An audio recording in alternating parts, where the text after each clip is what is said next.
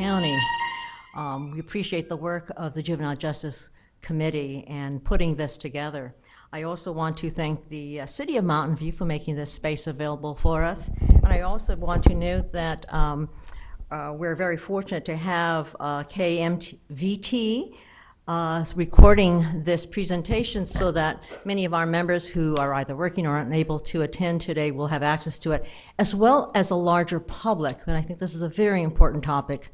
And in typical league fashion, we like to get information out for ourselves so that we learn and can be wise in how we make decisions, and also so that our community is also well informed about these critical issues. We're here because we have a concern about our young people. We're concerned about how our juvenile justice system works. We're interested in knowing how it's working and what it's doing, what some of its challenges and issues are. So we have a distinguished panel with us today. We have our keynote speaker, the Honorable Patrick Tondreau, who is the supervising judge for the Santa Clara County Juvenile Division in the court system, Superior Court system, as well as two others who will give us more detail and enrichment on specific areas. To my left is Chris Arriola, and he is the supervising deputy district attorney. He's going to be talking about some of the areas, and I'll do a more detailed presentation just before he speaks. And Elisa, Carias, who is the supervising probation officer, also for the juvenile division. Just a little bit of information about sort of the format. Judge Tondreau will make a 10-minute presentation, and then each of our other two panelists will make a 7-minute presentation. We'll have some discussion about a topic regarding youth trafficking, which many of us are concerned about, particularly with the Super Bowl coming to Mountain View, to Santa Clara and this area. And there'll also be an opportunity, if you have questions, to submit those questions. I already have some questions that the Juvenile Justice Committee has prepared ahead of time to make sure that we cover certain topics, but we do welcome any questions that you have and maybe prompted by some of the discussion. So I think we have cards, and you have cards, and if you need them, just raise your hand, and I guess Sue Graham there can get those to you, and I think Veronica will help monitor the questions as well. Now, I have to honestly admit, for myself, we've studied a lot about government. We know a lot about the executive position. We know about the legislative. To me, I've always been a little bit, what do the court systems work and how do they work?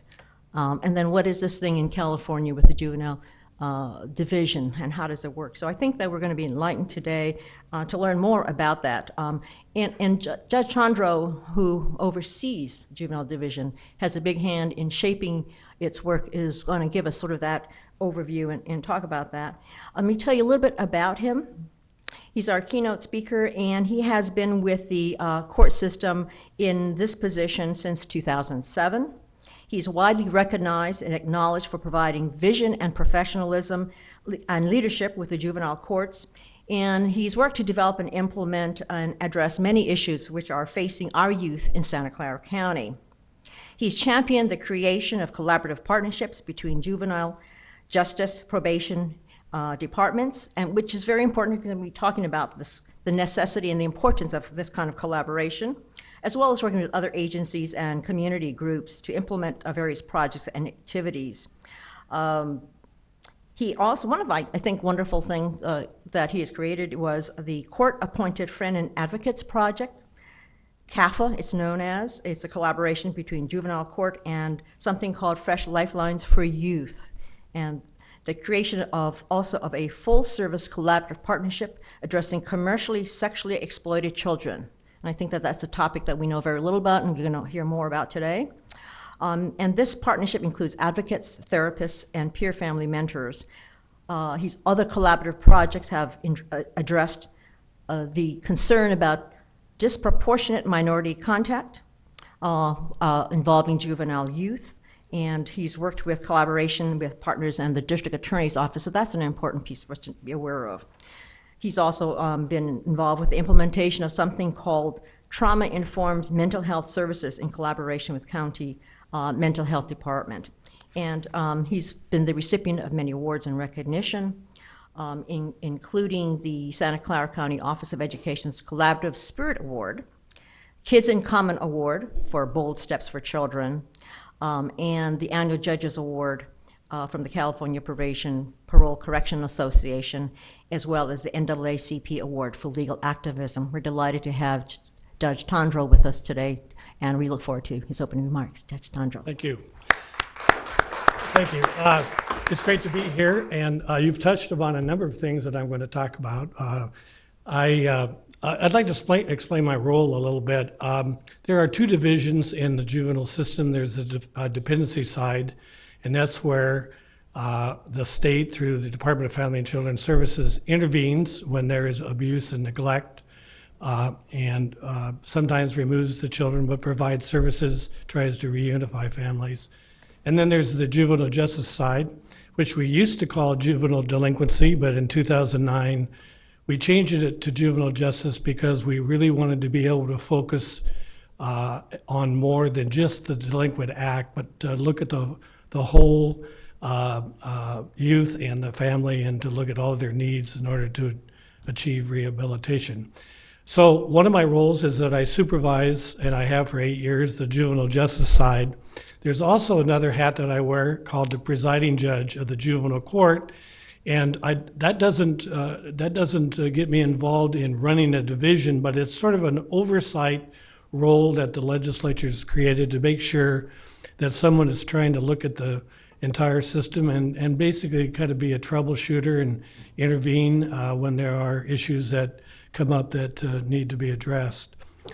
The task I was given today was to give an overview of the county juvenile justice system operation, including services provided by the juvenile courts, probation, juvenile hall, and other related agencies in the county juvenile justice system, to address the needs and challenges of Santa Clara County youth and families, and to include how the system's new multi-agency C6 approach is meeting these challenges. And I have probably now 9 whole minutes to do that. So I have decided to try to focus on 3 areas, because we really could be here for a 3-day conference if we wanted to try to peel back everything that we're doing in the juvenile justice court and all of our programs and interventions. I'd like to focus on 3 things. I'd like to talk about crossover youth, and I'll explain what we mean by that. I'd like to talk about evidence-based practices, and I'd like to talk about collaboration. I think these 3 are kind of hallmark evidence of how we conduct ourselves in juvenile justice court. So I'll begin by talking about crossover youth. So crossover youth are youth that could be identified that could be in both the juvenile justice system and the dependency system. It's not uncommon. The most common and clear time is when a kid who's in the dependency system commits a crime, and that person then is charged and brought into the juvenile justice side of it. But it's really broader than that, and it can involve many different families and kids who have a lot of similar kinds of family problems. What happens is that if it appears that a child appears to be eligible for both systems, the court has to make a decision about which system that child should be in, that is. And traditionally, and I'm going to lead up to how we do it now, which is differently, but when I started, it really meant that I had to make a decision that either left the person in dependency or left the person in juvenile justice, but not both. And if I could just give you an example of the kind of problem that raises, is that if you have a minor who is in dependency court, maybe the court has left the minor in the home, but with a lot of services being provided by the Department of Family and Children's Services, that's called family maintenance, trying to strengthen that family so that it can be left as a whole and healthy and safe family for that child. That child then gravitates into the delinquency juvenile justice system by allegedly committing a crime. And I had to do this quite a bit, if I decided that, and I have the duly involved youth court, and that's the court that makes a decision about these system issues. If I decided that I wanted to leave that minor in juvenile justice and I dismissed the dependency, there was a very high likelihood that because it was the first entry into the juvenile system, the minor was going to be returned to the home. And so now I'm returning the minor to a home that by definition is fragile, needs help, needs services and interventions to be made whole, and I've stopped that process. When you talk about duly involved youth, it's important to think about the fact that although we may, at the get-go, think that we're talking about different populations, one being dependents who are victims, and they are. They've been subject to a lot of trauma, a lot of abuse and neglect. And the other population are like young criminals who maybe we really need to be afraid of and that they're kind of different. But when we really dig down, what we find is that those populations are much more similar than you might think up front, because all of those families in both of those systems are very fragile. They have, in juvenile justice, we know that 70% of the kids have mental health issues. They have huge substance abuse issues. They have fragile homes. And so we have tried to sort of break down the silos between those two systems and view these kids as being a lot more similar than different. And in the process of breaking down the silos, we've been involved in a project that's been ongoing for about 3 years to essentially create a system where both the child welfare system and the probation department actually work together with these families so that I don't have to make a decision. Now, it's not that clean, and we're not quite there yet, and we're kind of stumbling around, but we've made tremendous headway in that regard, and I'm now able to make decisions that allow both systems to remain in effect. Evidence-based practices are practices that have been supported by evidence that shows that you actually have better outcomes. So that then, rather than doing something because it's what your culture always did, or because common sense seems to be that's how we ought to treat juveniles, we can actually bring in practices that have been proven to actually produce better outcomes. And so at almost every level we're doing that in our juvenile justice system, and I'll give you 3 examples. We have the risk assessment instrument. Every time that a kid is brought to juvenile hall, a decision has to be made by probation as to whether or not that child should remain in juvenile hall, sent home to the parents, or maybe sent home with some kind of level of supervision. Historically, that was sort of done with just using your common sense, with a lot of subjectivity involved about whether or not the minor was at risk. What happens is, and this has been going on for a number of years, it was going on before I got to juvenile court, and that is that we had all members of our community come together and work on developing a more objective instrument that can rate how much risk is involved, what kind of offense is it, what is the history of the minor, and you take this instrument and it has certain points that accumulate based on these factors. And then if there's a low number of points, the minor is sent home. If there's sort of a medium number, he's sent home, but maybe on an electronic monitoring program. And if it's a high point, there's a presumption that they stay. It's a little more complicated than that, and there is overrides, but it does remove a lot of subjectivity, makes it a little bit more objective about whether or not we keep kids in juvenile hall or send them home. We also have the Juvenile Assessment and Intervention System Assessment called JACE. That has been in effect for a number of years now. Every kid that comes in formally into juvenile court is given an assessment so that it leads up to having some direction as to what is the disposition, what services do we want to bring to the minor. And so it's a whole series of questions. I think there's something like 187 or something. I mean, it's a huge number of questions. Those questions lead to a development of certain characteristics based on the answer of the child and the child's history and family, and those characteristics kind of point the direction toward the kind of strategies that should be used for the ultimate disposition. What are we going to do with this minor and the minor's family in order to guide them toward rehabilitation and to make the community safe? The last one I'll talk about, because I don't know how much time I've got left, is it was mentioned, and that's cognitive behavioral therapy. There's lots of counseling out there, but a lot of it isn't really been shown necessarily will always work. Cognitive behavioral therapy, did you point a number at me? 1 minute. 1 minute. Okay, I'm gonna go very fast. It's a kind of therapy that talks about thinking, how you think, and if you can redirect the thinking, you can redirect the behavior. And we've done that in a significant way, particularly incorporating it into trauma-informed cognitive behavioral therapy. And lastly, I want to talk about collaboration very quickly, because that's the strength in our county. And when we work together, we learn to respect each other, we learn to trust each other, and we produce better outcomes. And one of those outcomes, which I've got 15 seconds for, is our new lobby, which was very sterile before, and we decided we wanted to make it user-friendly and family-friendly. And we brought in facilities and fleet and the sheriff, the district attorney, all the agencies, and we converted it into an area that has a child's play area, a television, refreshments, a library, a child changing table, and it became quite a different experience for our kids, and I think my time is up. Thank you, Judge Tondreau. You've given us a lot to think about. I'm delighted to hear, and I think we all are, that we're not operating in silos here, that there's collaboration going on, and I think many of the things you shared with us. Just wanted to comment, I think a definition of youth would be, what, between 10 and 17? Is that correct?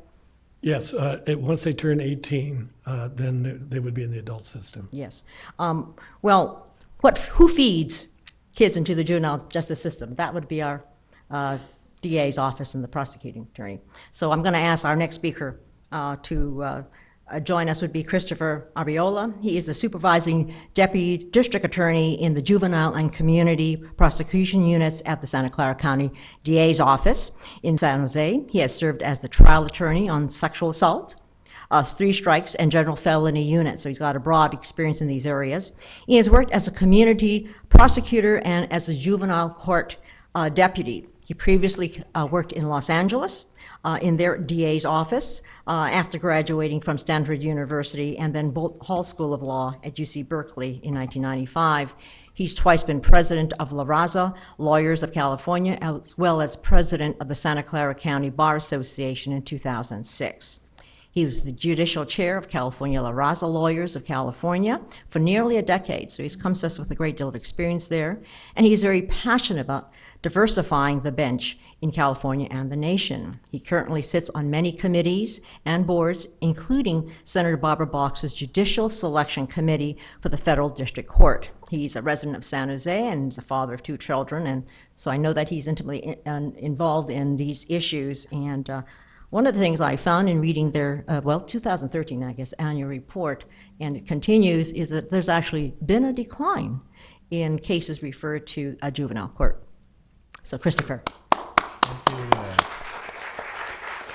Thank you for having us here. Not enough people ask about juvenile court, and it's important because there is a confidentiality and even a privacy to it, and so I heartily encourage people to watch our systems, the prosecutor's office, the judges, the probation department. We all need to be held accountable for what we're doing. And we do try to do that ourselves, but having public interest, I think, makes a big difference. And, just to understand how the juvenile system works a little bit, when the police make a referral, which is called an arrest, and that can be a citation where somebody signs a promise to appear, if you would, or an arrest which is much less frequent, where the minor's actually, we like to say that we try not to use lingo, but that means the young person, of course. The minor is brought to juvenile hall and can be held there. It's a very small number of kids relative to those who are cited, but it's important because they're taken from their homes. And when that referral is made, the police report, if you would, or referral actually is made to the juvenile probation department. And they have the authority to deal with many of those cases on their own, and they do. And only the most serious offenders are actually referred to the district attorney's office, where then we decide whether or not to file charges. It's different than the adult system where the police come and apply directly to have charges filed with my office. So the probation department has, if you would, a sort of quasi-judicial role or law enforcement role there as well, which is important that people know. It's not just the police and the district attorney. There are a lot of partnerships that have to take place. With that, I would let you know about some of the statistics. The year before I started here, which was, 2009 or 10, as the supervisor in the juvenile unit, we had almost 13,000 arrests, and that includes citations. And legally, a citation is an arrest. They're just letting you go at that point. And about nearly 3,000 petitions filed. Petition is a complaint basically in juvenile court. And I think collaboratively, we've all worked very hard at the probation department, with police agencies, with the court to bring that number down. And, this year we're probably looking at just over 5,000 referrals. So the year's not over, obviously, but it was about 5,600 last year. And my guess is probably about 1,500 petitions. So this is literally half of the number of arrests, half the number of filings. And many of those petitions, unfortunately, are on the same kids that we've seen. The population in juvenile hall in that same period has gone down on an average daily number from about 305 to today at about 106, and has been under 100 a significant portion of the year, which I think really speaks volumes to both the court and probation's working with us and law enforcement to bring down those numbers, which is huge. Now, we have seen a significant decrease in juvenile crime nationally, which is excellent. It's what we want. And in particular among boys of color, which is important because they tend to be the people overrepresented in our system. And in our county, that means young Hispanic boys mostly. But we continue to see an overrepresentation, even though these numbers have gone down. About 70 to 80%, depending on what part of the system you look at, of the kids in the system are going to be young Hispanic boys in our county. And that only about 36% of the boys of the kids in the county are Hispanic. So it's nearly a double representation. And while blacks only make up about 3% of the county, they can make up anywhere from 7 to 9% of the kids in the system. Again, an overrepresentation. So we've looked at those issues, and one of the things we want to look at nationally is, while we've seen a decline of 20, 30%, we have seen an even greater decline here of 50, 60%, and 60-some% in the hall population. So we're very pleased with that. And I do agree with the judge that it's because of the collaborative nature of our county and our ability to work together to try and help kids while keeping communities safe and protecting the rights of victims. So one of the things we've been doing in terms of prevention is, for the last 20-some years, we have been actively engaged in truancy abatement, working with the San Jose Police Department on their TABS program, truancy abatement program, where they go around and pick kids up. We work extensively with San Jose Unified and Eastside, as well as most other districts in the county, including Mountain View, to work on truancy abatement. There's 3 steps: mediations. We don't, and just to be clear, we don't, nor have we, since I've probably been a lawyer, ever arrested a kid for truancy. We're not going to lock up a kid for truancy. We don't do it. It's now illegal, but we haven't been doing that, and we won't. But we will continue to intervene. We will cajole, threaten, carrots, sticks, whatever it takes to get a kid in school, because I now have 3 deputies doing this, at least part-time, because if you get that graduation rate up, crime goes down. And we have gone in our county for Hispanic boys from about a 62% graduation rate in 1990 or so to a 78%, depending on the year, can go down, percent graduation rate. That doesn't sound like much, but it's a huge factor. If you get that high school degree, the odds of you committing a felony go down exponentially, and that's one of our factors. To that end, we have also 4 deputies working on community prosecution, and they are in 4 of the highest crime zip codes in the county. In particular, I would like to focus on 95122, which is King and Story Overfelt High School. We worked with the San Jose Police Department and the Probation Department to create a no arrest policy for nonviolent crimes. There were 600 odd kids on probation in that zip code, most of them going to Overfelt. And working together, we were able to cut that number down to last year in about 18 months of work to 320. Now, we can't claim credit, it's the whole zip code, but I think working there has made a difference. And again, you saw a drop in crime, but this was again about double that rate.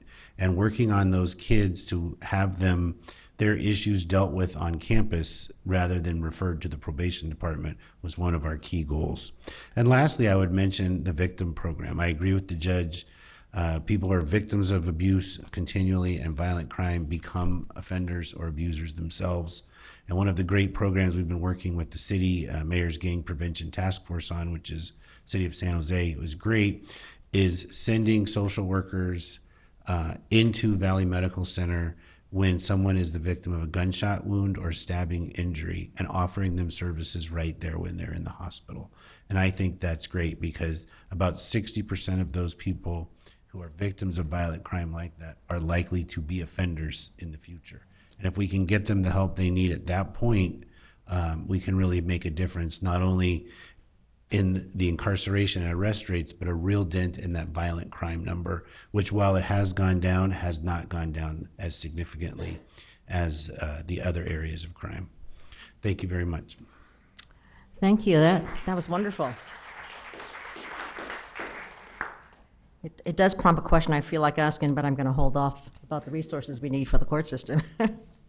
Well, a topic that has become very, very significant locally, and probably because we see the Super Bowl coming up, and there's been a lot of concern about how that will impact the whole area. And an area that we've been concerned about is, well, sex trafficking. And then the question is, how does this affect youth? We're going to learn a little bit about this from Elisa Carias. She's a supervising probation officer with the Santa Clara County Probation Department. And thank you for distinguishing all the various agencies.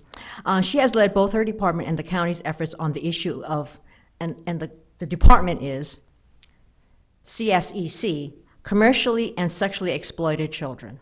It's an important new area, a department. She's the co-founder of the Santa Clara County CSEC, Commercially and Sexually Exploited Children Work Group. It is a multi-agency collaborative convened to address the many layers of issues along these in this topic area.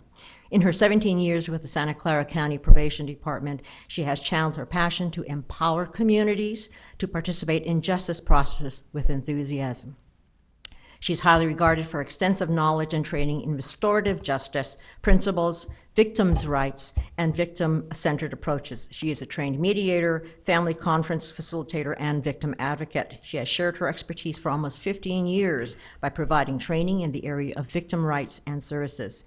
She supervises the Intake, Screening, and Victim Services Unit, and received her BA from the University of California, Santa Cruz, and her law degree from the Santa Clara University School of Law.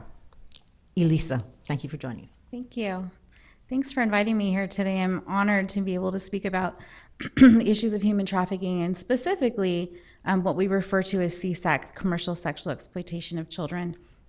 I feel, excuse me, my children have decided to share their germs with me this week, so I'm catching a cold, those little germ monsters.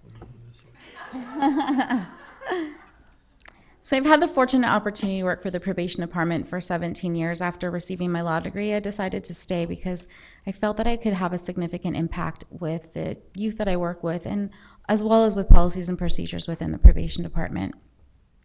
I currently supervise the intake unit and the victim services unit within the juvenile division of the department.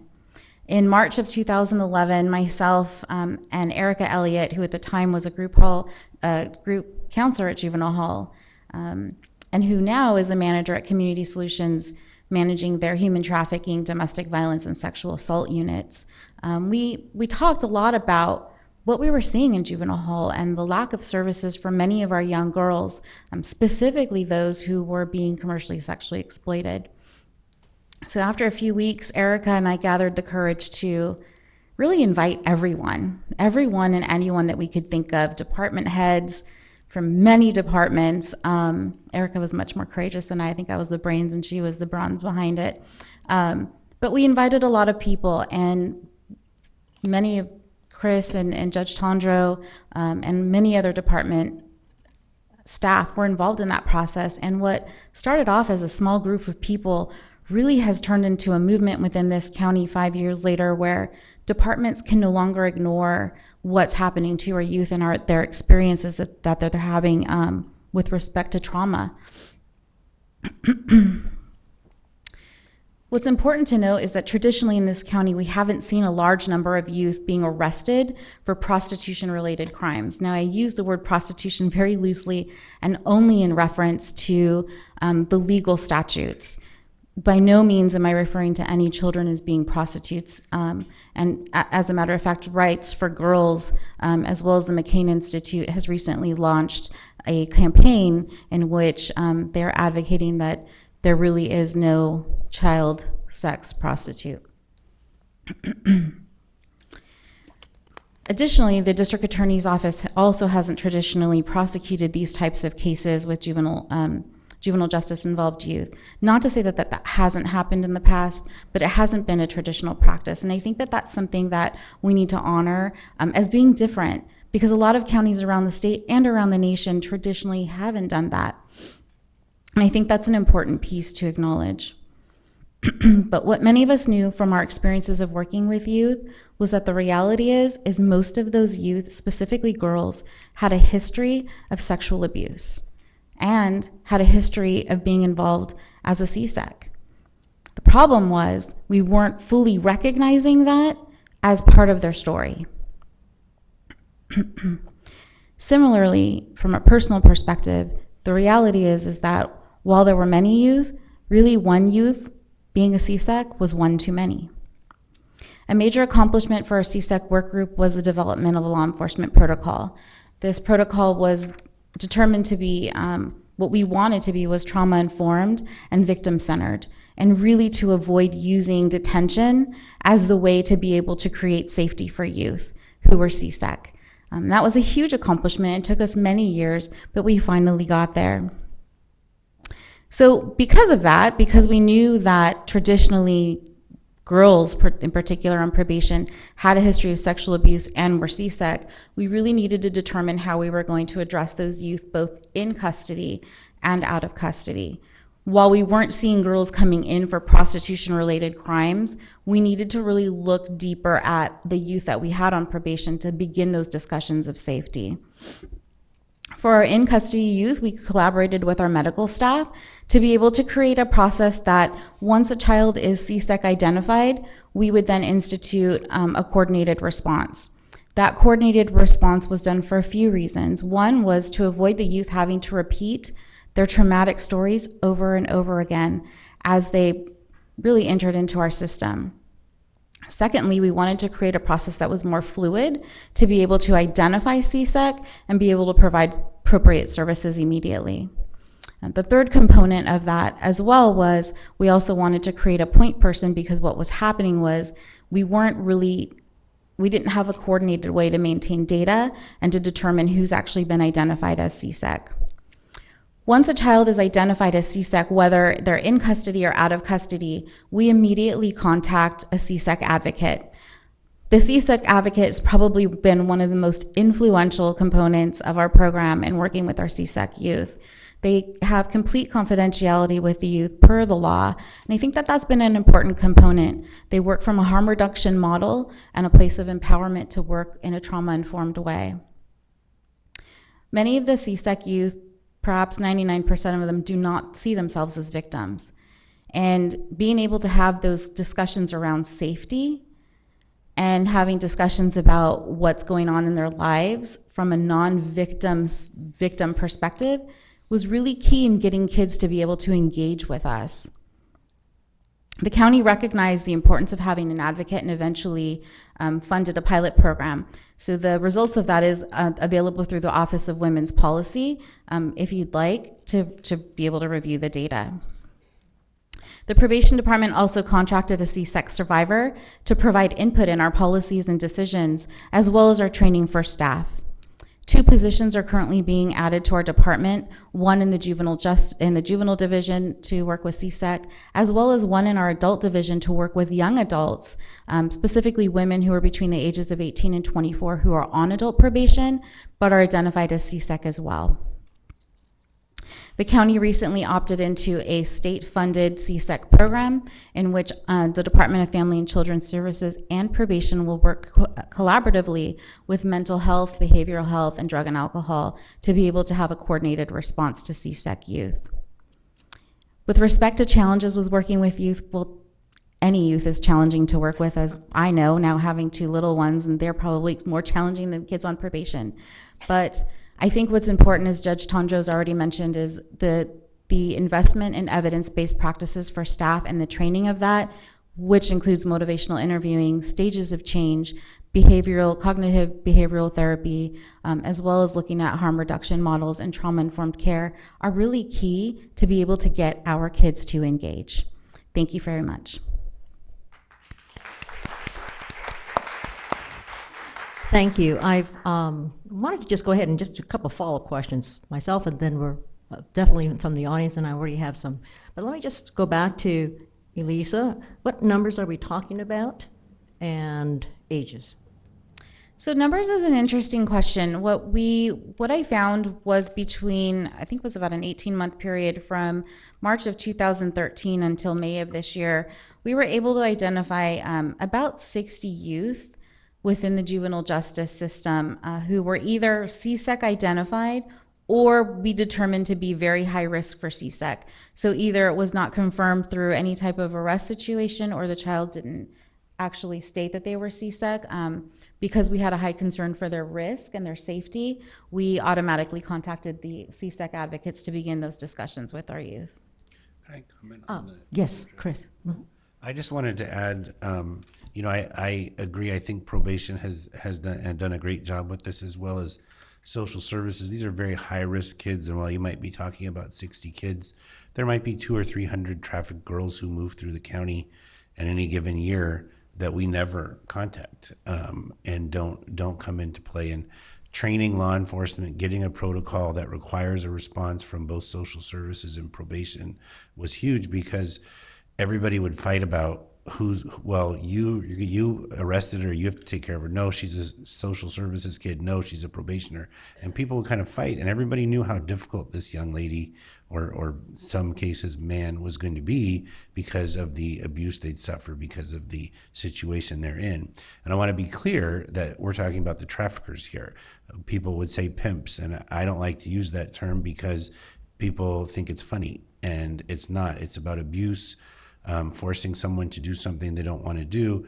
And, there is the classic sense that I'll beat you if you don't do this, but more likely these are situations where you have young girls who were foster kids who really don't have anybody else who wants them, who will take them in terms of family or even extended family. And so this trafficker comes in and fills this, if you would, domestic violence sort of situation where I'm going to be the provider, I'm going to be the person who you think is going to give you love, and you need to do this in order to protect us. And I think that cycle is really critical to understand. Much like domestic violence 25 years ago when we first started seriously enforcing it, we really need to look at trafficked girls, mostly girls, as in this same type of cycle of trafficking, of domestic violence. And to break that requires a great deal of effort by advocates and people, and it's not going to happen the first time. Second time, maybe third or fourth time, you might break that cycle. But I did want to mention too that the county is taking enforcement more seriously. They did create a human trafficking task force with the DA, the sheriff, and now San Jose Police Department and several other police agencies to make this kind of enforcement. And that recognizing that these young girls are victims and survivors and not criminals is important, which is why we don't prosecute young girls just for prostitution, and we try not to do that because we don't want to criminalize them. And I would also add, you've got to use evidence-based practices. And I think some good examples for folks to know is, some great things that we all loved were Scared Straight, Just Say No to Drugs, right?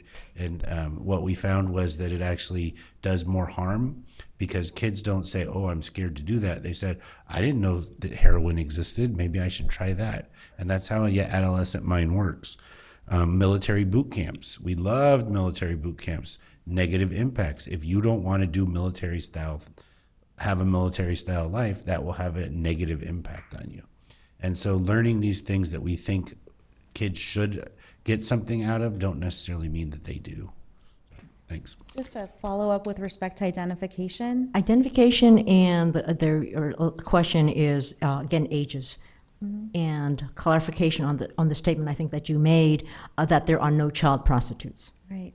So with that, just to note with identification, I think the reason why we've been able to identify more children really started with training around identification of what those risk factors would be.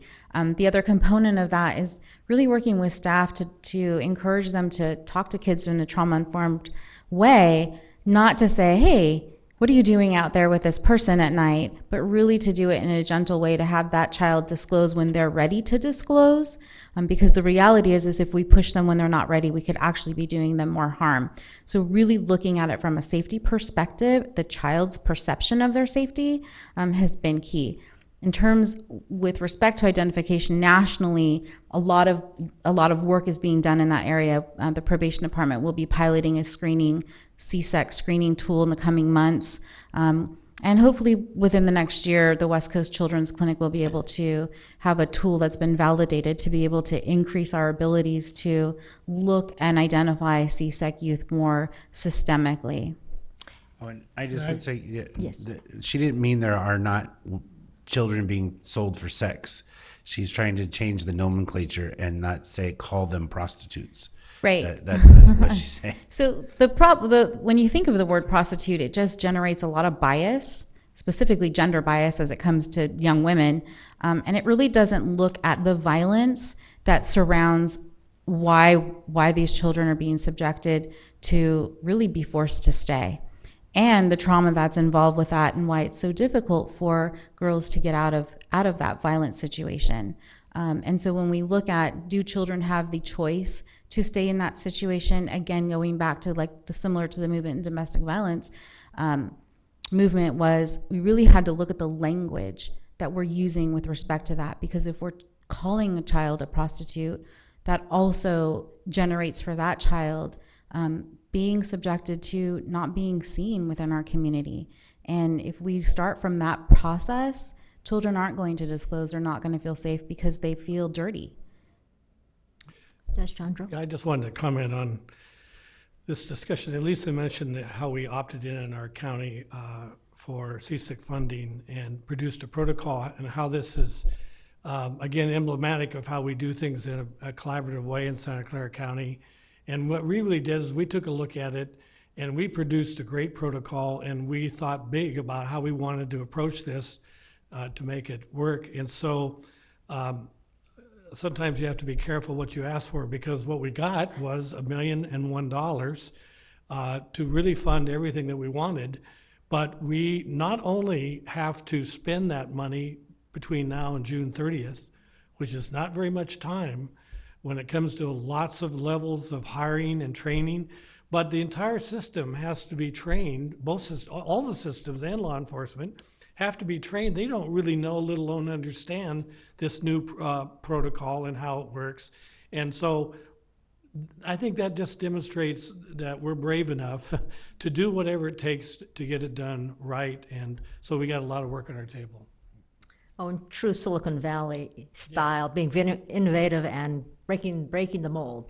A couple more questions related to that. I think the question again was average age of minors, and the question is sex trafficking involving minors a significant problem in Santa Clara? And perhaps related to that might be, is there a network that we're concerned about? And again, I'll toss it back again to the connection to Super Bowl coming up. With respect to age, we haven't been able to keep significant data with respect to when a child is first entered or first trafficked. There have been studies done out of Alameda County, more specifically because they've had more time working on this, where they've seen the majority of those youth between the ages of 15 and 16 who've had that experience begin. There are studies out there that suggest that a common age of entry for young women into being sexually exploited can be as young as 12 years old. And in terms of enforcement, yes, I don't think, do we have the same prostitution or trafficking problems as Alameda or San Francisco or Los Angeles? No. But there's a lot of money here, and you'll see a lot of girls trafficked in from other areas. That's pretty common, Sacramento or Oakland or Los Angeles or wherever, because they want to take the victim away from an area maybe where they grew up and they have contacts. Very common to move. They move around a lot.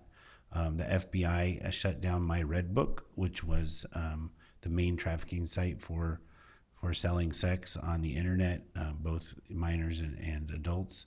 I think that helped because it wasn't so easy, but there are other sites that just pop up, including Backpage and Craigslist still, and a lot of these other sites, it's harder to find. But then there's also massage parlors, of course, which don't usually involve trafficked minors, but rather there's international and adult trafficking going on there. So yes, it's a big problem. I encourage you all to go into a massage parlor in Mountain View and ask for a massage, and they'll probably tell you they don't give massages to women, and call the police and complain about it, because that is a pervasive form of trafficking. Super Bowl, are you going to see an increase in trafficking in Super Bowl? I think you will see an increase in trafficking, but you're not, what people think is we're going to bring girls from all over the country or state to be trafficked here, and really the supply in and of itself is sufficient. Quite frankly, men who go to the Super Bowl don't tend to be involved in trafficking because they've taken so many others. It's really local other gatherings that are problems, but about anywhere from 5 to 10% of men will buy sex.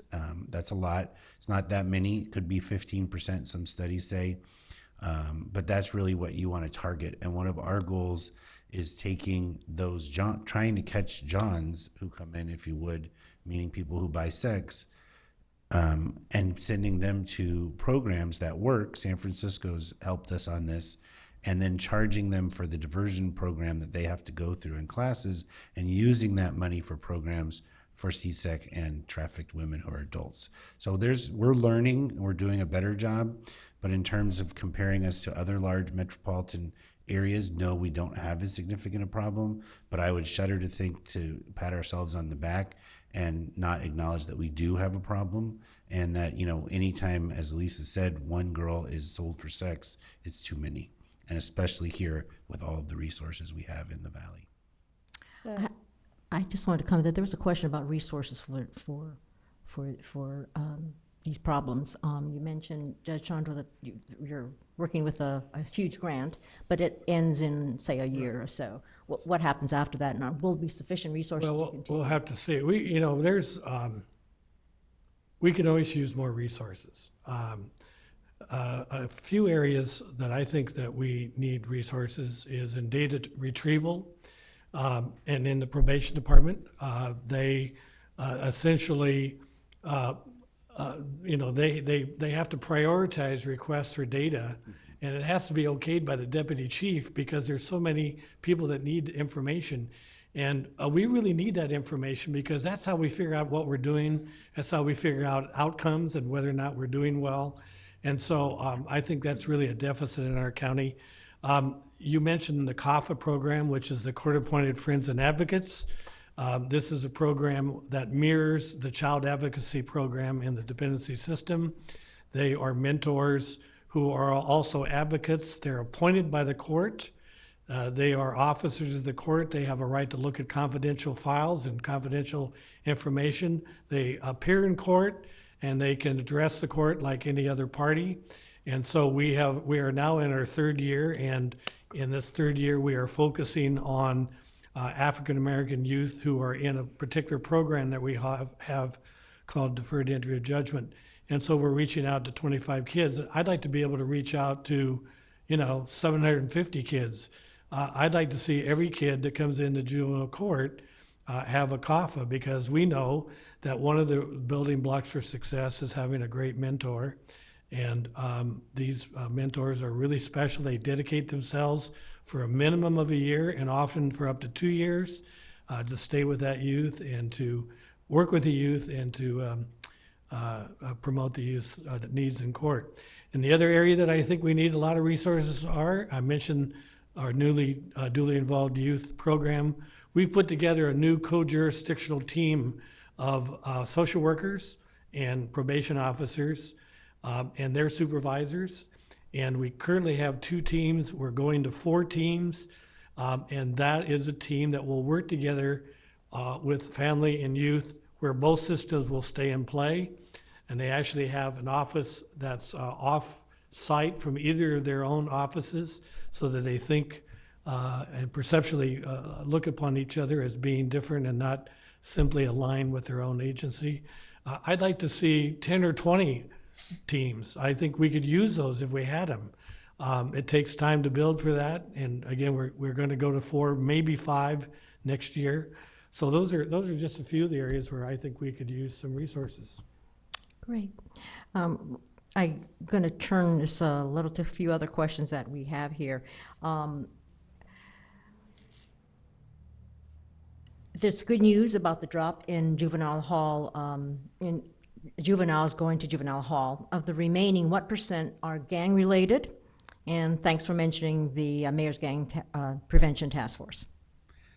I think it would be hard to say what % are gang-related, but I think when you take a look at a lot of the cases in juvenile hall, they're going to be more serious.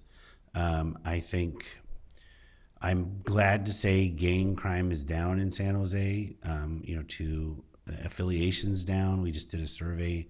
It's about 8-9% self-identified, and it's down from 11-12%. It's kind of a statistical error, but at least that's good. So the Mayor's Gang Prevention Task Force is doing good work.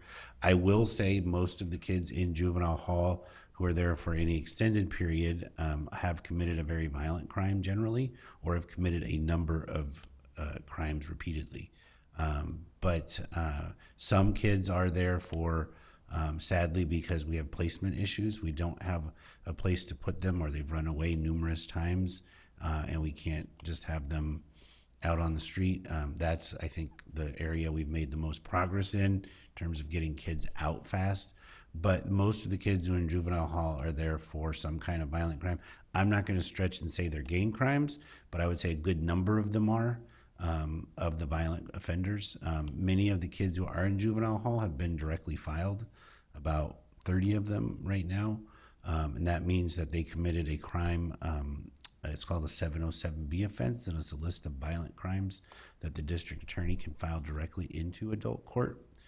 We're looking at all those kids to see what services we can provide them and any options in lieu of being filed in adult court. The most common crimes for being filed in adult court are gang related. I'd say a third to half, but most of the other ones tend to be, the most common 3 are murder, attempted murder, and armed robbery, with sexual assault coming behind that. So very violent crimes. We don't want to directly file, but those kids do get to stay in juvenile hall generally till they're 19. And that's kind of a breakdown of those kids. So of the 100 kids there, I would say 40 or 50 might be in on very violent crimes, and half of those might be in on gang-related crimes. So it's not that many, but it's a significant number.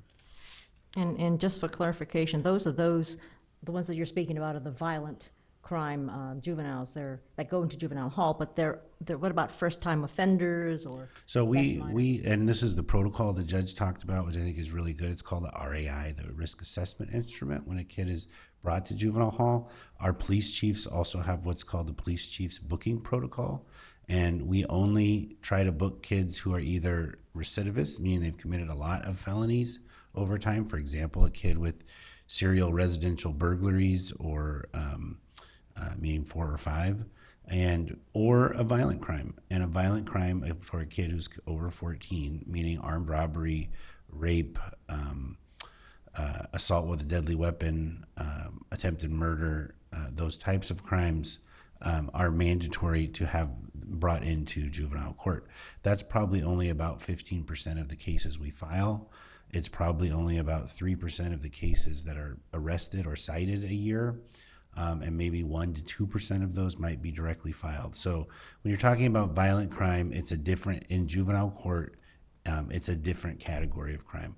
The number of violent crimes listed in juvenile court are much smaller than the number of violent crimes listed in adult court. For example, molestation without force is not a violent crime in juvenile, but it is in adult court. And residential burglary is considered a serious or violent crime in adult court. It's not in juvenile court. Attempted robbery is not considered a violent crime, but robbery is, and particularly with a weapon. So we really do try to take a very limited approach to what is violent crime, but once that charge is triggered for violent crime, the consequences are greater. You're more likely to be detained. But what we've tried to do, and I think we've been successful, is taking those kids who aren't committing violent crimes and getting them out of the custody as quickly as possible. But for example, if you commit one residential burglary, you're almost certainly not going to be arrested and taken to juvenile hall. If you are arrested and taken to juvenile hall, Elisa here, who does the screening desk, is going to effectively cite you out to your parents and or a community program within 4 to 6 hours, most likely, unless it's the middle of the night. But and even then it's still juicy. And we've worked on that for 12 years, and we're pretty good at it. And getting that number down, I mean, probation's pretty good at it because they're the ones who have to make phenomenal at it. They are. But those very few lists of violent crimes, they are going to detain. So no, if you commit a DUI as a juvenile, you are not going to juvenile hall. If you commit even a residential burglary, you're not going to go to juvenile hall. I think I want to be sure everybody understands that the initial decision is made by the probation officer, and we talked about the risk assessment instrument, but there's another layer that does come right after that, and the next day after a petition is filed by the district attorney's office, there's a formal detention hearing in front of a judge who will ultimately decide if the minor is going to stay in custody. Some of those minors are released, some on EMP at that hearing. Often it's because during that period of time, we do find out a little bit more about the minor, or maybe there's been more contact with the parents in the interim. And so the whole balancing the risk, it comes out a little bit differently. But so some of those kids do go home at a later time. I also wanted to give a plug. We mentioned the Mayor's Gang Prevention Task Force. I'm on the steering committee and the interagency collaborative. And you know, that's very much in alignment with, I think, juvenile court philosophy, because the philosophy of that task force is that we really can't arrest our way out of the problem. Yes, we're going to have to make arrests, and because there are gangs out there and there is violence, but the whole idea is to bring the whole community together in a way to provide services, to do interventions that prevent a crime from happening, prevent involvement in gang activity. And they now just recently have provided services to our kids in juvenile hall who are turning 18, and we are about to release them from probation. And traditionally when we do that, we don't have any more involvement with them. And so the mayor's task force has brought in people, and we've created a virtual reentry program so that during the last 30 days that they're in juvenile hall, they're connected for employment and for education and counseling, and they get Medi-Cal sign up and all kinds of services, so that hopefully it's a more of a soft handoff when they are released out into the community. And we really appreciate the mayor's task force for being involved with us. Just to add for alternatives to detention, because it is significant when a child enters juvenile hall, whether they've committed a very violent crime or a low-level crime, it's a moment of crisis. It's a moment of crisis for the victim, it's a moment of crisis for the youth, it's a moment of crisis for the family. And so what the probation department has done is partnered with the Bill Wilson Center as a center for an alternative to detention. So if a police officer has a youth that they've detained for maybe a low-level misdemeanor crime, rather than bringing them to juvenile hall, they can use that alternative to detention by taking them to the Bill Wilson Center, who will immediately be providing services to the youth and to the family. Again, because these children are in moments of crisis when they are being arrested. And it's important to note that, because we don't, again, knowing that many of the youth that are involved in our system have trauma, we want to be able to mitigate some of those traumas in their lives. What's becoming very clear is that we spoke a little bit about violent offenders, but really a lot more of what happens in juvenile hall, which is very different, and in the juvenile justice system, is all the work dealing with young people who are first-time offenders, who are needing guidance and support, and there's just so much being done that's been very innovative in terms of collaboration and things that are being done to work with, to do a risk assessment, to do some analysis of the background and understanding better some of the issues beyond just sort of the immediate reason that perhaps that child has come to your attention. And there's a lot of concern about what can be done and what's causing kids to even come to your attention. And so here's a question: how does the cost of living in Santa Clara County and perhaps the lack of affordable housing impact both youth as well as staffing for the juvenile justice system, the high cost for social workers and counselors to be able to support the kind of work that's being done? Perhaps you could address that. And, I would love to. And one of the things we do in our community prosecution is look at landlord tenant issues, and we look at where people live. And I encourage you, if you work in a nonprofit, if you work in a community, and I make all my deputies go to the person's home. How did this molest occur? How did that violence in the home occur? What's going on? You got 12 people living in a 2-bedroom apartment. This family rents that bedroom. This family rents that bedroom, and the third family lives in the family room. And there's a great series on CNN did last year on poverty in Silicon Valley. And 3 miles from Cisco in East San Jose, here you go. There are pockets here in Mountain View, in Redwood City, the same East Palo Alto, but really you have about 300,000 people living in poverty in East San Jose. It's a massive amount of problems. That said, we have seen grit and consistency in terms of helping the people who live there, meaning them helping themselves get through this, despite schools that are underfunded. For example, Palo Alto gets about $17,000 per pupil to spend, and Alum Rock Union High School District, which is one of the poorest in the state, and is 99% Hispanic, 95% reduced lunch, gets $8,500 a year. Where we have to ask ourselves where we're spending those priorities. And in terms of housing costs, yes, when you're paying $3,000 a month for a 2-bedroom apartment in East San Jose, you're going to rent out the other rooms, and then who's living there? What kind of stress level does that create when you have 12 people living in a house meant for 4? And it's very complicated and difficult.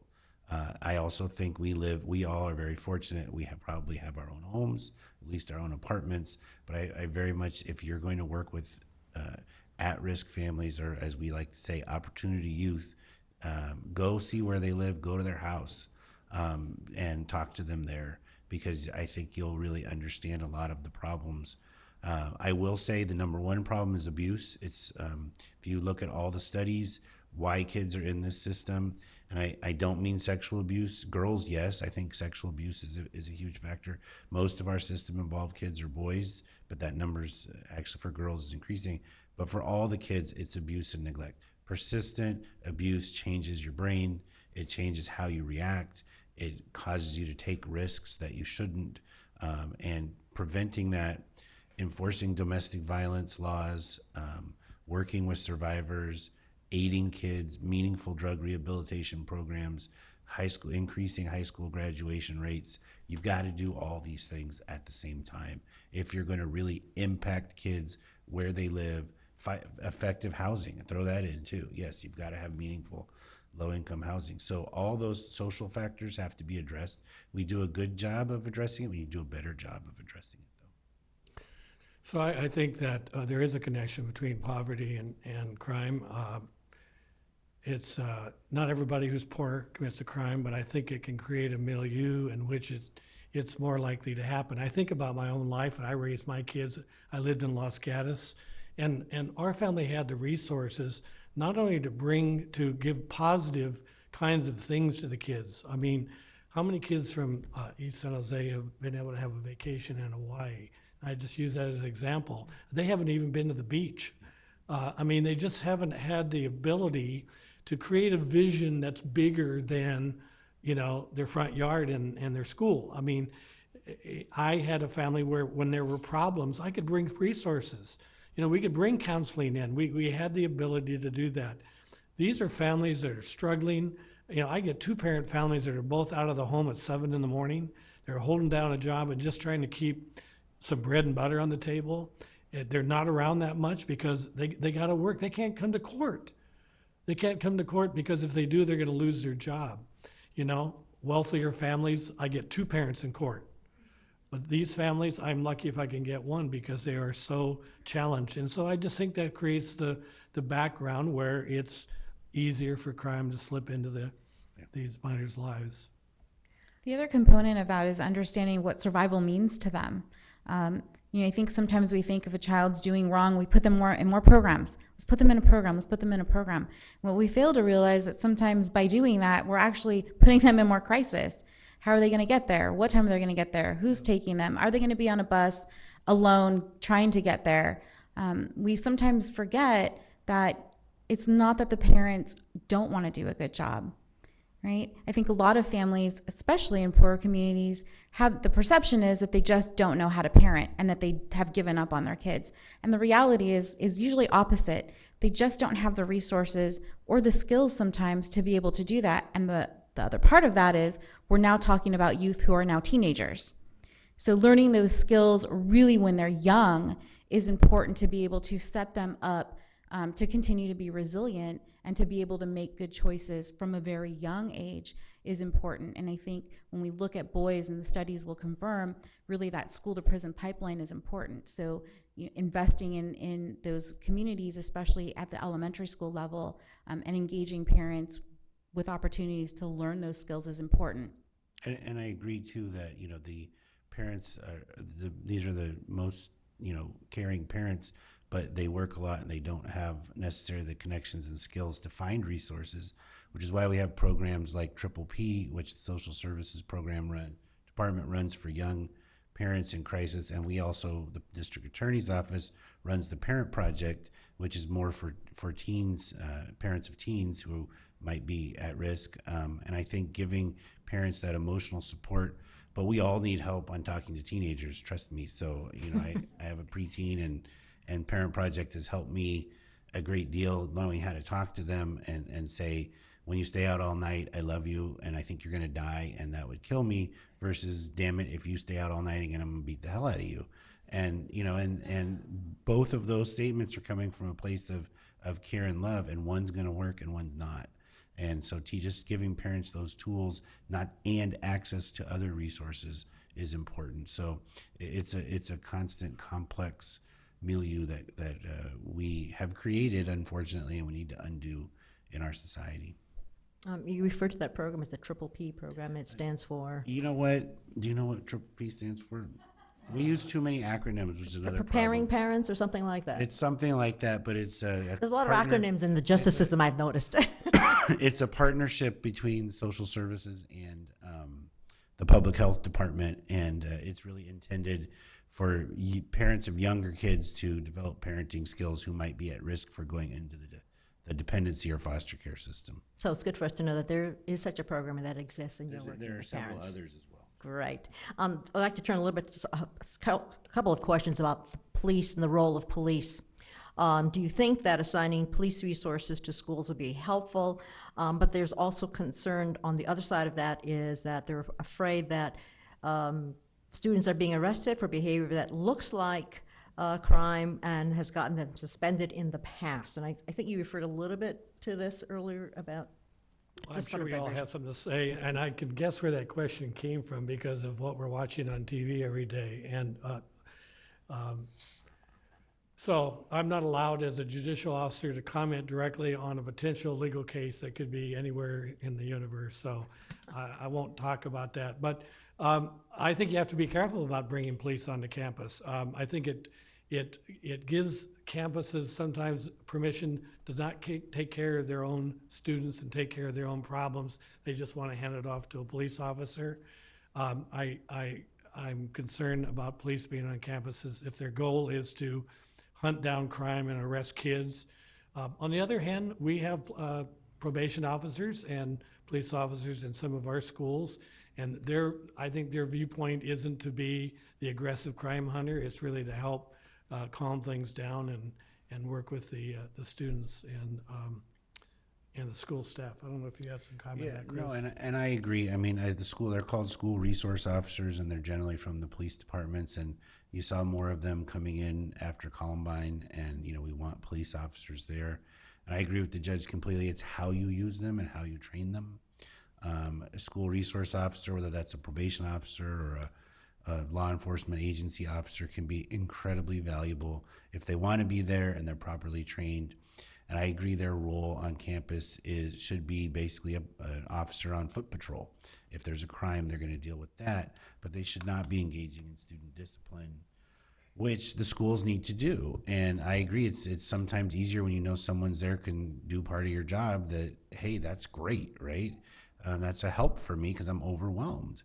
And we need to be very careful with that, which is why we implemented our 95122 project at Overfelt High School. The police have been very cooperative. I think San Jose has done a good job of looking at that. But what we're looking at is I want that police officer to make the referral: possession of marijuana, possession of a knife, a small knife in the backpack. Can we deal with some of those things on campus and go to see the vice principal and get a referral there, and you're going to get school discipline instead of a referral to probation? And I think that's important. Another important thing the county's doing, which has been led by the public defender's office, which has been terrific, has been a suspension alternatives program. Worst thing you can do is I used to see kids suspended for truancy. And I never understood that. But it costs money to put a kid in an on-campus detention, right? After-school detention costs money. You have to have a real teacher there. In-class detention, meaning you're kicked out of class, but you still have to now go to a study hall. We all agree, hey, that's good, right? But who's going to pay for that? And during the budget crisis, I think we saw that those programs go away, and we saw an increase in suspensions here in the county, particularly for boys of color, which led to all kinds of other problems. And now we're seeing real leadership initiatives from both San Jose and Eastside Union High School districts to push back on those. And I give the county and the public defender a huge amount of credit for leading the effort to look at these alternatives and convincing the school boards and school districts that alternatives work. And again, evidence-based practice show if you cannot suspend the kid and keep them in school, if you cannot criminalize minor behavior but deal with it in school, you're going to get better outcomes. But it takes everybody buying in, and it's hard work. I think that one of the things that we have to be willing to do is always take a look at what we're doing, even if it's the new thing, and test it over time and see if it really worked. It wasn't that long ago that zero tolerance was the flavor of the month. Everybody bought into it, and now there's a giant pushback on it, and we're telling the schools there are techniques where you can take care of this yourself within your school. Suspending a kid because he's truant, it's just ridiculous. What does it accomplish? So, and we don't do that anymore. Yeah. That's a long time ago. So everything that we're talking about that we're excited about here, somebody at some point needs to look at it and say, did that work? And we have to be willing to sometimes fail, because that's how we move on to do better things. And so I'll just leave that comment. One of the items that the probation department recently started was with our school-based resource officers. They're now doing programming with girls, not necessarily, they don't have to be on probation, but girls who have been identified at risk. And that's been a huge thing, especially for girls who are at risk, to be able to have someone on campus, especially when you look at developmental assets, having some connection to the community is important to their success. The other difficulty when we talk about behavior, how much of that behavior is a manifestation of their traumas because they don't have the ability to self-regulate like other kids. And that's a difficult thing for many schools to handle, especially when you have a lot of children in one class. There is significant literature and research out there that looks at, for example, how boys are treated in school differently versus how girls are treated in school differently as a result of the way that they behave in school, not because of their abilities to be able to be educated, for example. So I think really looking at that from a young age has an impact later on when you look at what their involvement is in the juvenile justice system later on. A couple of quick questions, I think. One, does the juvenile justice system provide minors with confidential? You're getting a 1 minute sign. Is it 1 minute? I thought we had until 12:45. Oh, 12:30. Oh dear. Oh, right. 12:45, can I get clarification? Is it 12:30 we're ending or 12:45? 12:45. Oh, good. Okay, because we have a few more questions. Does the juvenile justice system provide minors with confidential psychiatric counseling? And by confidential, I mean not disclosed to parents or any juvenile justice authorities. If not, why not? We do. If we send, we do our own internal psychological evaluations that are not confidential. We require the minor to do that because we need to know if there are mental health needs that need to be addressed. If we refer the minor to counseling, the counseling is confidential with this exception, and that is that we do require the treatment provider to basically let us know whether the minor is engaging in treatment and is being successful in treatment. We're not asking for the particulars. We're not asking for what they are talking about, but we need to have a report to know that the minor is successfully completing the terms of probation because the minor is ordered to go do that. A next question, if a minor is arrested or taken into custody in Santa Clara County but is actually from somewhere outside of the county, how and when is the minor returned to their parents or guardians, and what if the minors involved are from other countries? So we've had all of those experiences. It depends. So if they are on juvenile probation in another county, we make contact with that other county to determine what the status of that child is. Some counties, if the child's on runaway status, would prefer that we hold their particular youth until they come to pick them up. Within 48 hours, they need to come retrieve their particular youth from their county. If the child's there on a warrant, the other county has 5 days to come get their youth. We don't necessarily transport them to the other county, we just hold them as a courtesy. However, if a kid's in juvenile hall for something minor and we determine that they should be released, then we make contact with those families. Sometimes we've had to go out of our way to be able to provide outreach to our partners to see if someone can help with funding, just to be able to get them a bus pass to come down to be able to get their child. We work collaboratively with Department of Family and Children's Services as well. If we determine a child needs to be returned to their home, but their stay in juvenile hall isn't going to be appropriate, usually based on their ages, particularly when we see young children come into juvenile hall. So it's not an easy task. We have had kids who are from other countries but are here with their parents' permission, staying with a family member. And it really is just circumstantial. Every case is different, but I've had families who got on a plane from Russia and came right down to see their young child who was attending college in this state, in our city, and didn't make a good choice. So that was a discussion for them to have outside of our juvenile hall. But it does happen. But we do work collaboratively with all of our partners to be able to transition that youth into the best alternative if available.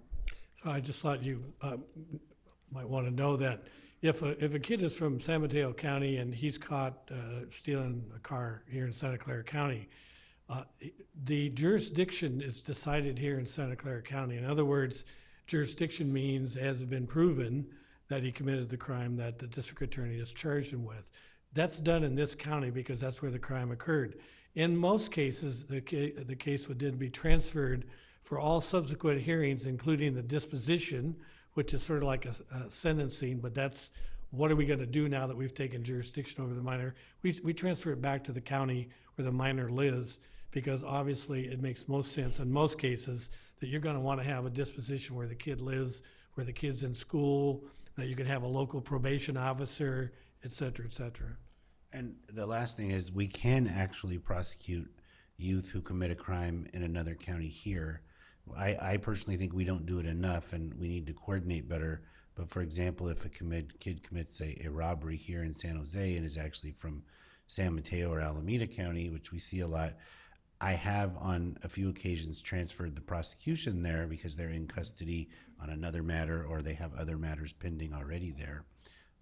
It's hard to do because then our San Jose police officers may have to go to San Mateo or Oakland for their, or Hayward for their You have to hearings. agree to that, right? We have to, generally we have to agree to that, but the DAs agree, then that's all we need to do.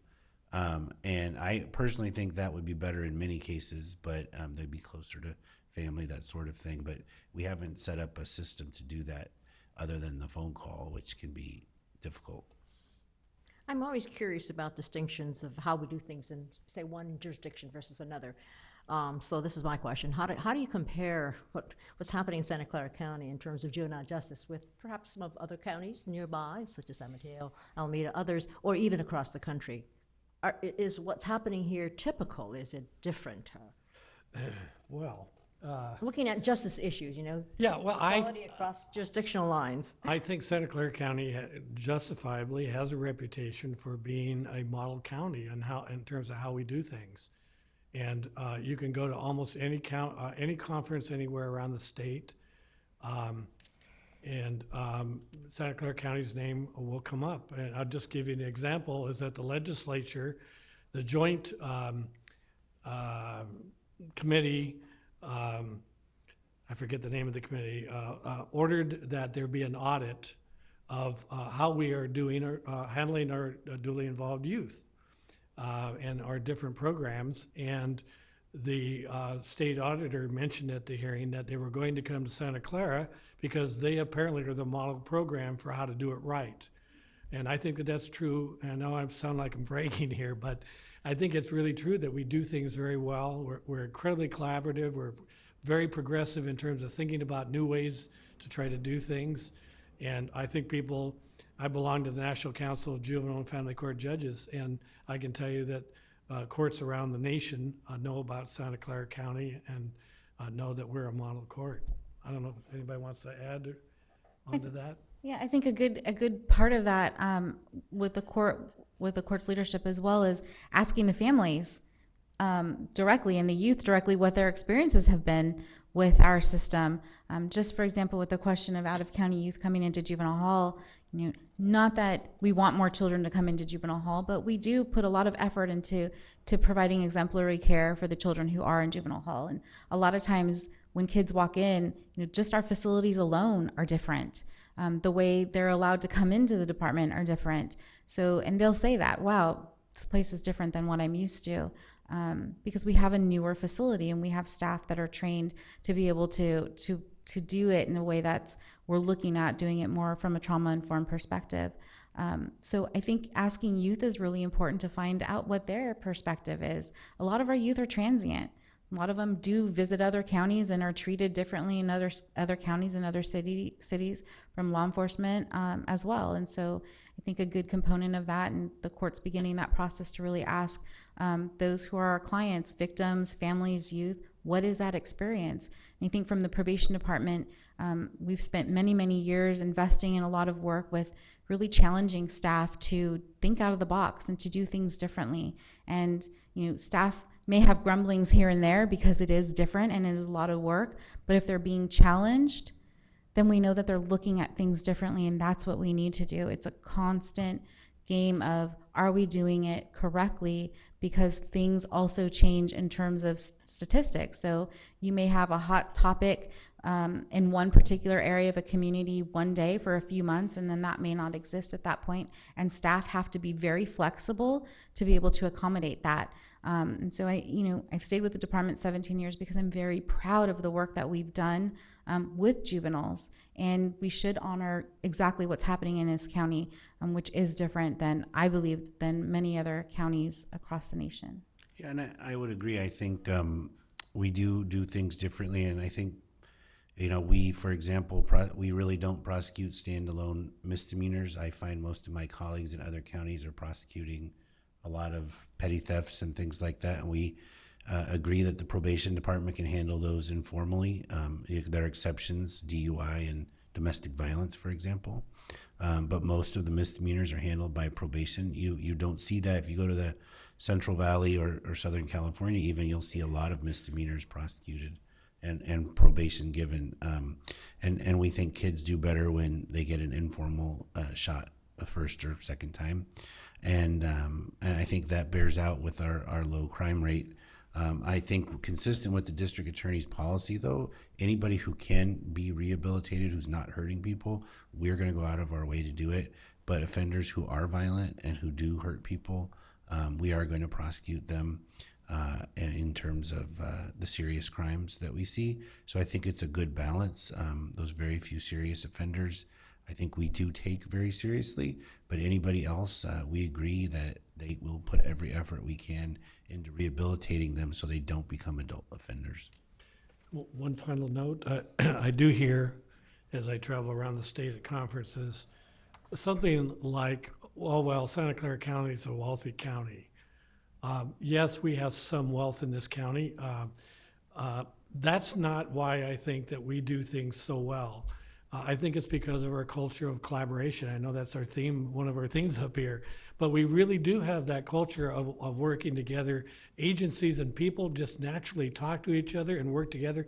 You can go to another county and you could throw all the money at them in the world. They don't even know how to talk to each other. They don't do it. It's just not part of their DNA, and I think it really is a part of ours, and that's why we can be somewhat successful. All right, let me throw a lava ball at you all. Looking at the other side, a little controversial. What do you say, however, to people who often say, oh, we're soft on crime? You're soft on crime. How do we respond? How do you respond? And that, you know, I think that's part of what I just said, is that we do take a smart approach to crime. We look at who can be rehabilitated. I think that's most people. We hold offenders accountable, however. They have to come to court, have to admit the crime. If you commit a burglary, you have to come in. Does it work to lock up that kid for 60, 90, 120 days? Probably not. But what I've been happy with is the probation has been providing meaningful programming for a lot of those kids who do those types of crimes, rather than just say, okay, we're not, and this was a transition. We're going to not incarcerate, but then what do we do?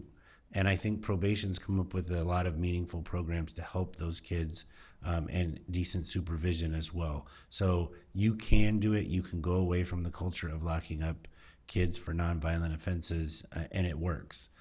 That said, we are not soft on people who are going to willfully harm and seriously harm other people. We will, if appropriate, if there is a gang shooting, if there's a rape, if there's a serious child molest, we will file in adult court. We will file in juvenile court and seek time at the Boys or Girls Ranch here in Santa Clara County. There are options available, but the important part is we have a culture where that first looks at, can we take a non-custody option, rather than the culture 20, 30 years ago was, can we take we will take a detention option first. And so I think it's just how you frame it. It doesn't mean you're never going to do it, but you're going to try not to in most cases. I don't have anything to add. The other component I think that's important is victims do have rights to be able to express the impact that crime has had on them. And the probation department tries to engage victims in every single one of our cases to be able to provide that information back to the court, so the court can make adopt court orders appropriately. The other part of that as well is the difficulty, of course, is that, you know, how do you service every single kid? So once we started instituting this new assessment process, we're able then to determine, you know, who are our kids that are at highest risk for committing another crime, and we should really invest our resources with those particular youth, rather than just youth who whose risk level is significantly low, and then not penetrate them further into a system that they then may lead them to other choices that they probably didn't have the propensity to do in the first place. So these new assessments really are important in determining what amount of time and where our resources should go with working with kids and their appropriate risk levels, so that we treat each individual client from where they're at, not just a cookie cutter approach. I'm sorry, there's a question here that I didn't understand, and I think it's a quick question. What happens when there are kids who are in juvenile hall because there was no placement, or are they just waiting? What happens to them? Well, if I think I know the question. What we do with some of our youth is that we put them into foster care placement, and these are specialized homes that provide certain kinds of treatment, maybe for sexual offenders, maybe for drug and alcohol or whatever, and they can be in these foster homes anywhere from 6 months to maybe 18 months, and sometimes a little bit longer, depending on the case. We are doing that much less. We've really converted to using wraparound services, where we bring the community in and work with the family in the home much more than putting kids in the foster care homes. Now, having said that, when the court makes an order for putting a kid in a foster care home, there is a time period before they get matched up with some home that's willing to take them. And so they stay in juvenile hall in most cases while that's going on. And so that's how they end up in juvenile hall on a placement order.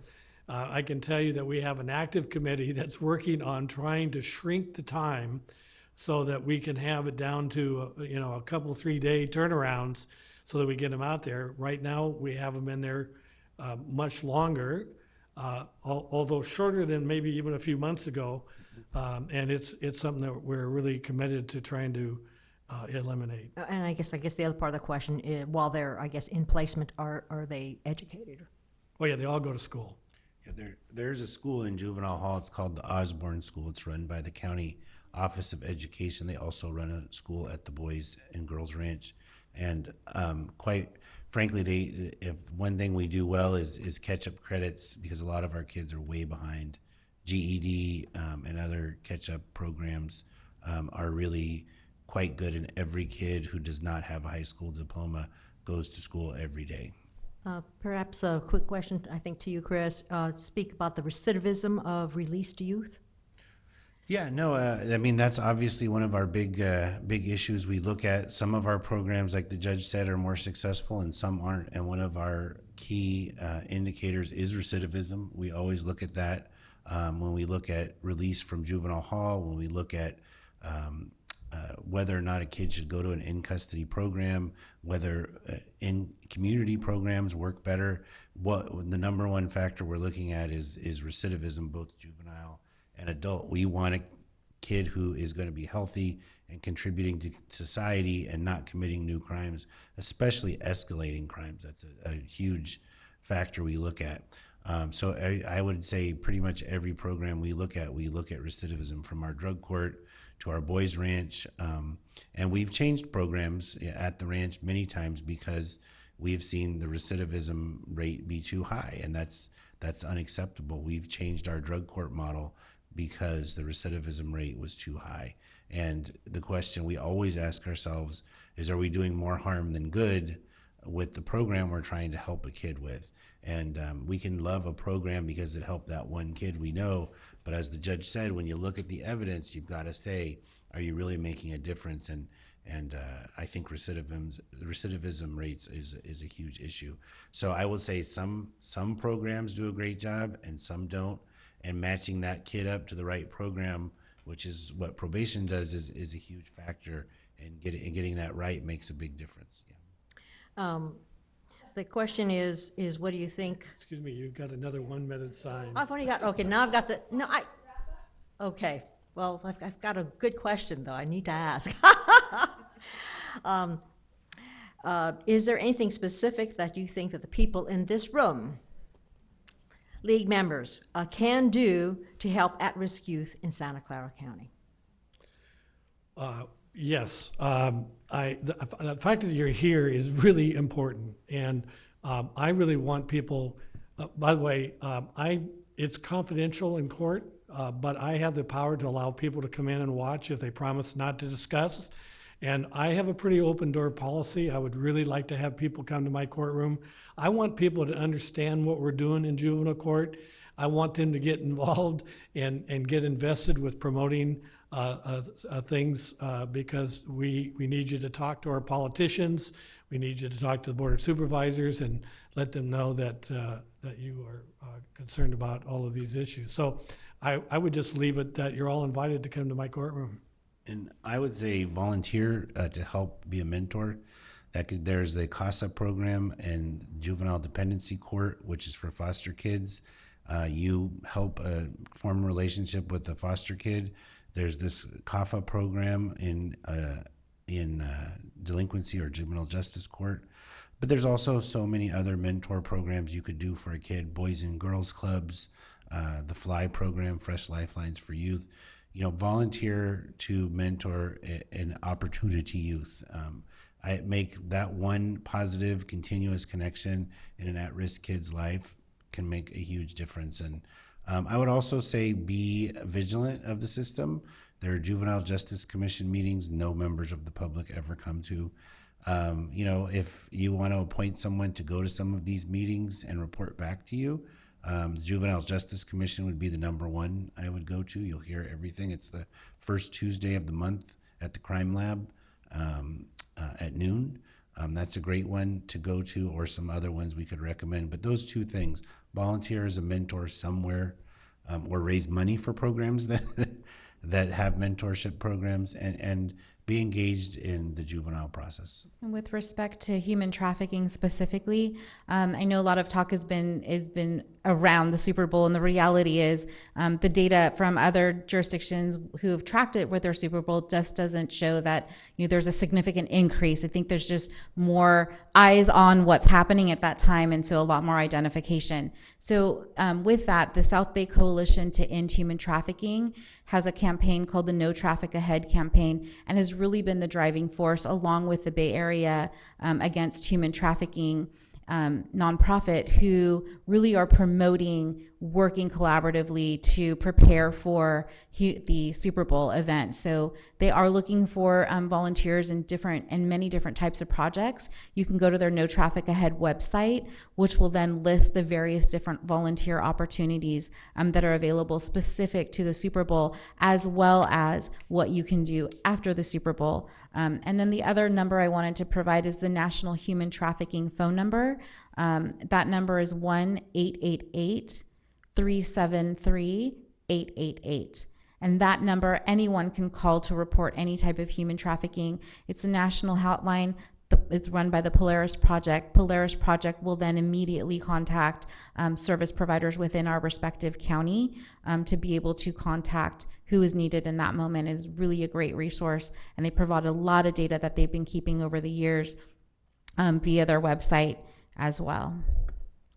Well, I think that I'm told to stop, but I'll just say thank you very much to our three wonderful panelists. You've done an excellent job in providing us a lot of information from the Advocates Department, the Probation Department, from the District Attorney, and then, of course, from the Juvenile Justice Division.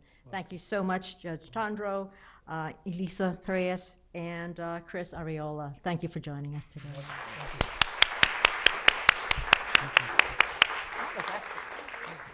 I think we're going to take you up on that. Oh, you should. Oh.